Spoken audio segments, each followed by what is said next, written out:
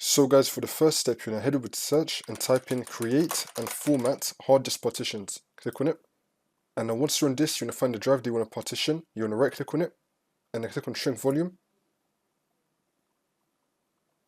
And now this will come up. And now you're going to choose how big you want the hard drive to be. So let's head over to search and type in calculator.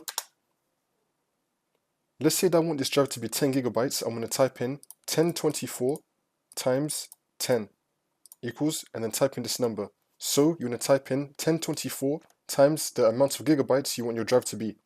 So now once you have your number, you're going to type it into here. So 10,240 for me, and then click on shrink. And now we're going to have a drive right here, 10 gigabytes, which is what I made right now. It's going to say unallocated. Now you have to right click on it, and then click on new simple volume, and then click on next.